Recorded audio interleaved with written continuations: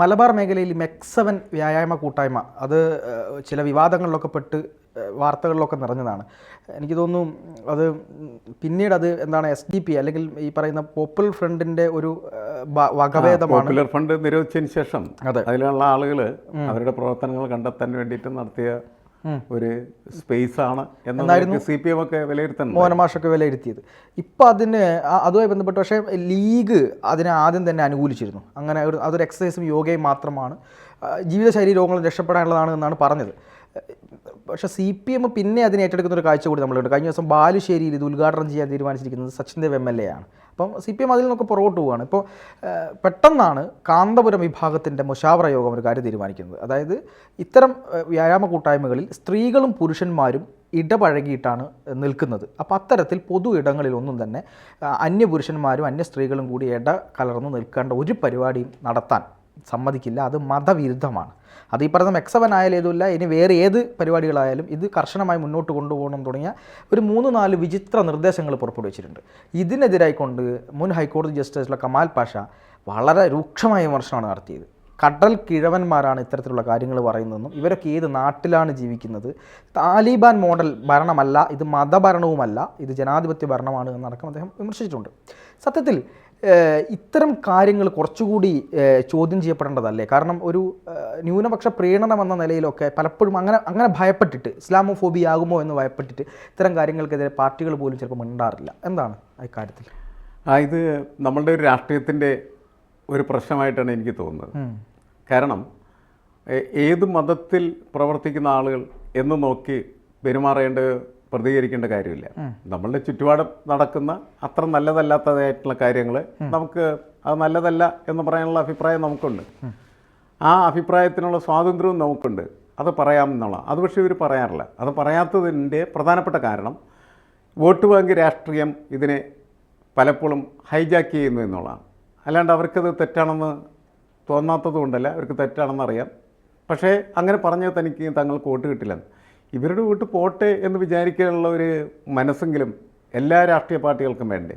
ഇവരുടെ വോട്ട് എന്ന് പറയുന്നത് ഈ മുസ്ലിങ്ങളുടെ മാത്രമല്ല, മുസ്ലിങ്ങളുടെ ഇടയിൽ നടക്കുന്നത് പോലെയുള്ള മോശമായിട്ടുള്ള ഈ പഴയ കാലത്തെ അനാചാര പ്രക്രിയകൾ അത് ഹിന്ദുക്കളുടെ ഇടയ്ക്കും ക്രിസ്ത്യാനികളുടെ ഇടയ്ക്കൊക്കെ ഉണ്ടാകും. അതിനൊക്കെ എതിരായിട്ട് തന്നെ സംസാരിക്കുന്നതിൽ എന്താ തരാറ്? അത് സാമൂഹ്യമായിട്ടുള്ള വിമോചനത്തിൻ്റെ ഒരു മാർഗമാണ് ശരിക്കും പറഞ്ഞത്. അത് പറയാനുള്ള കരുത്ത് സമൂഹത്തിനുണ്ടാവണം. അപ്പോൾ സമൂഹം കറക്റ്റ് ചെയ്ത് വരികയുള്ളൂ. ഇപ്പോൾ ജസ്റ്റിസ് കമാൽ പാഷ പറഞ്ഞിരിക്കുന്ന അഭിപ്രായത്തെ നമുക്ക് അങ്ങനെ തന്നെയാണ് സ്വീകരിക്കേണ്ടത്. കാരണം എന്ന് വെച്ചാൽ കടൽക്കിഴവന്മാരായിട്ടുള്ള ആളുകൾ ഓരോരോ മതസംഘടനയിൽ തൂങ്ങിക്കിടന്ന് അതിനെ പുരാതന ആചാരങ്ങൾക്ക് അനുസൃതമായിട്ടുള്ള രീതിയിൽ കൊണ്ടുപോകാനായിട്ട് ശ്രമിക്കുന്ന കാഴ്ചയാണ് പലയിടങ്ങളിലും നമ്മൾ കാണുന്നത്. ഇപ്പോൾ നേരത്തെ ശിവഗിരിയിൽ ഉള്ള തർക്കം നമ്മൾ കേട്ട ഒരു കാര്യമാണ്. ആചാരങ്ങൾ മാറ്റണം എന്നുള്ളത് എല്ലാവരുടെയും ആവശ്യമാണ്, എല്ലാ കാലത്തെയും ആവശ്യമാണ്.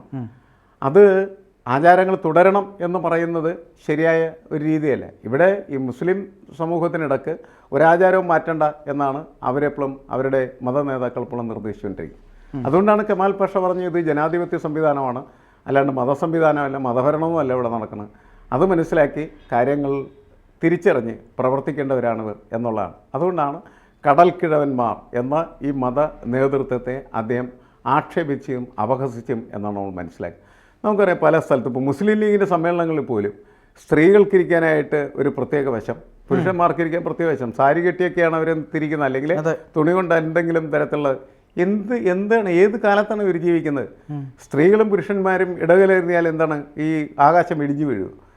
ഓരോ വീട്ടിലും സ്ത്രീയും പുരുഷനുമൊക്കെ ഇടകലർന്നല്ലേ ജീവിക്കുന്നത്. എല്ലാ വീടുകളിലും അങ്ങനെയല്ലേ ജീവിക്കുന്നത്. അല്ലാണ്ട് സ്ത്രീകൾ മാത്രം ഇന്ന മുറിയിൽ ഇരുന്നാൽ മതി, അല്ലെങ്കിൽ പിന്നാമ്പുറത്ത് ഇരുന്നാൽ മതി, പുരുഷന്മാർ മാത്രം ഇവിടെ ഇങ്ങനെ വിലസിയാൽ മതി എന്നൊക്കെ പറയുന്ന ഈ കാലത്ത് പറയാൻ കൊള്ളാവുന്നതായിട്ടുള്ള വാചകങ്ങളല്ല.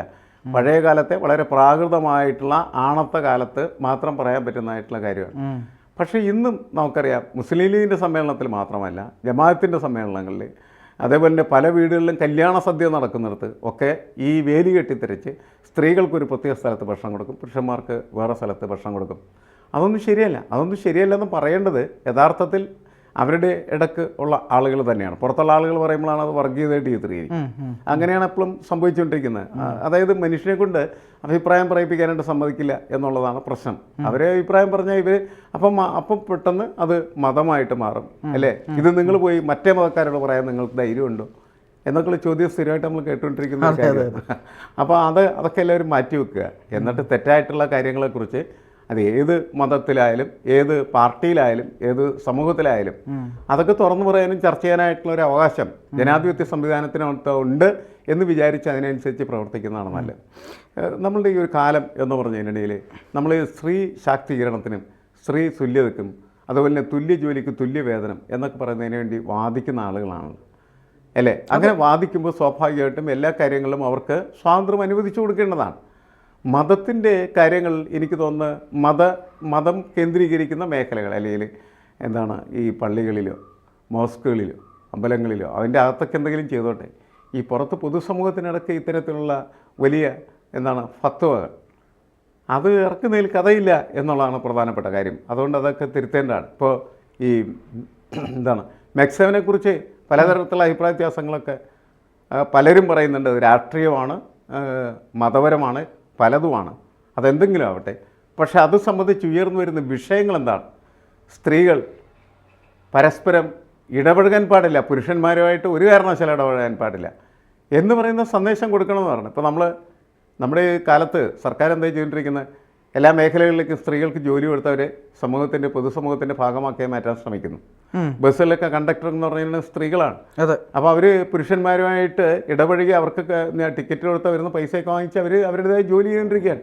ഇതൊക്കെ കണ്ടു കഴിഞ്ഞിട്ടുണ്ടെങ്കിൽ ഈ മുസ്ലിം മത നേതാക്കന്മാർക്ക് ഹാലിളകും. ശരിക്കും പറഞ്ഞിട്ടുണ്ടെങ്കിൽ അവർക്ക് പ്രാന്തളകാനുള്ള സാധ്യത വളരെ കൂടുതലാണ്. അതുപോലെ തന്നെയാണ് ഓരോ മേഖലയിലും സ്ത്രീകളെ ഞാൻ ഈ കഴിഞ്ഞ ദിവസം നോക്കുമ്പോൾ മെട്രോ ഓടിച്ചുകൊണ്ട് പോകുന്ന ആ ട്രെയിൻ ഓടിച്ചുകൊണ്ട് പോകുന്ന ഒരു സ്ത്രീയാണ്.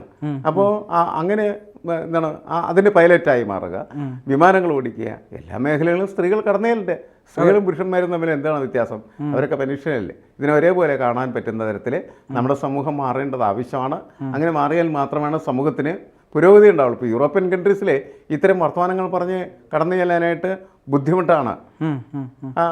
അവർ അങ്ങനത്തെ ഒരു രീതി ആണ് ഉപയോഗിക്കുന്നത്. ഇറാനിൽ തന്നെ നമ്മൾ കണ്ടാണല്ലോ, എല്ലാവരും മൂടിക്കെട്ടി കണ്ണു മാത്രം പുറത്ത് കാണിച്ച് നടന്നാൽ മതി എന്ന് പറഞ്ഞ സമയത്ത് അതിനെതിരെ സ്ത്രീകൾ ശക്തമായിട്ട് പ്രതികരിച്ചു. അവരെയൊക്കെ അടിച്ചു കൊല്ലാനൊക്കെയാണ് ആ ഭരണകൂടം ശ്രമിച്ചത്. അതിൻ്റെ രക്തസാക്ഷികളായി നിരവധി സ്ത്രീകൾ മാറി. അതിനെതിരെ പക്ഷേ ജനകീയ പ്രക്ഷോഭം നടക്കുകയാണ് ചെയ്യുന്നത്. ഈ പബ്ലിക് ഒപ്പീനിയൻ, പൊതു അഭിപ്രായം എന്ന് പറയുന്നത്, അതുപോലെ താലിബാൻ ഒരു സ്ത്രീകൾക്കൊരു സ്വാതന്ത്ര്യം കൊടുക്കണം. പഠിച്ചിരുന്ന സ്ത്രീകളൊക്കെ പറഞ്ഞ് പഠിത്തമൊക്കെ നിർത്തിക്കുക, നിങ്ങൾ പഠിക്കണ്ട, പെണ്ണുങ്ങൾ പഠിക്കേണ്ട കാര്യമില്ല. പിന്നെ എന്തിനാ ഈ പെണ്ണുങ്ങൾ വെറും ഗർഭപാത്രമായിട്ട് കുട്ടികളെ ജനിപ്പിക്കാനുണ്ട്. അതിന് വല്ല യന്ത്രങ്ങൾ വെച്ചാൽ പോരെ, മനുഷ്യരെന്തിനെ വെക്കണം? അപ്പോൾ ഇതൊക്കെ ഈ സമൂഹത്തിൽ ചർച്ച ചെയ്യാനും അതിനനുസരിച്ചിട്ട് സമൂഹം മാറാനും നമ്മൾ പരിശ്രമിക്കേണ്ട ആവശ്യമാണ്. കെമാൽ പാഷയുടെ അഭിപ്രായം അതുകൊണ്ട് തീർച്ചയായിട്ടും ചർച്ച ചെയ്യേണ്ടതാണ് എന്നാണ് എനിക്ക് തോന്നുന്നത്. കാരണം അത്ര വ്യക്തമായിട്ട് അദ്ദേഹം ആ കാര്യങ്ങൾ അവതരിപ്പിച്ചിരുന്നെന്നുള്ളതാണ്. അതെ, എന്തായാലും ഈ കാര്യം കുറച്ചും കൂടെ നമ്മുടെ ഭരണ നേതൃത്വങ്ങളൊക്കെ ഇടപെട്ടുകൊണ്ട് എല്ലാവരും ഇടപെട്ടുകൊണ്ട് അല്ല, ഭരണ നേതൃത്വം മാത്രമല്ലേ, മത നേതൃത്വവും ഭരണ നേതൃത്വവും പൊതുവെ നമ്മുടെ സമൂഹവും ഒക്കെ ഈ കാര്യത്തിൽ കൂടുതൽ വിശാലമായിട്ടുള്ള കാഴ്ചപ്പാടുകൾ അവതരിപ്പിച്ച് നമ്മുടെ സമൂഹത്തെ കുറച്ചും കൂടി വികസിത സമൂഹമാക്കി മാറ്റുക എന്നുള്ളതാണ്.